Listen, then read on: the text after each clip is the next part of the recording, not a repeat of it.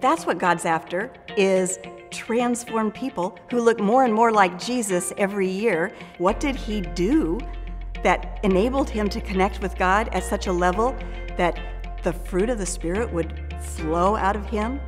What if we did the same thing? Its ability, the Believe series, to capture a range of spiritual journeys from mature to brand new, I think, is the power. Unexpected and delightful benefit that we receive has been the development of and the use of a language in our congregation. Now we'll be able to assume that a certain percentage of our congregation always will have that base knowledge, having done Believe.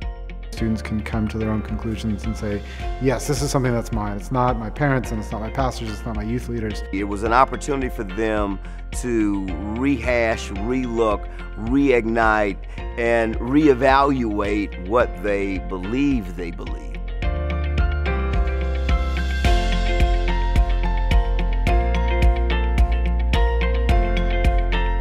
I love that about the Believe series, that from cradle to college into adulthood, everyone is learning the same thing.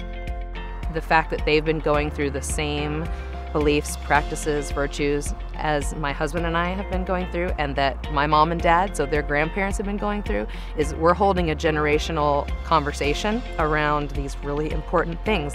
It's kind of created this intergenerational top to bottom line of sight dialogue that simply doesn't exist in a weekly sermon series. The big exciting piece for me has been, it's no longer just my husband and I being on the same page as our kids, but also watching my kids integrate into conversations together.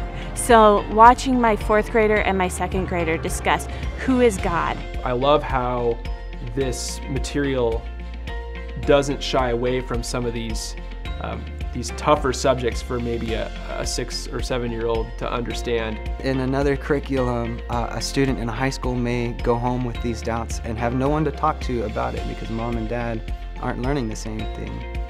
Through the Believe series, they've been able to talk to mom and dad and come back either with questions or statements of how their faith has changed as a result of what they talked about at home.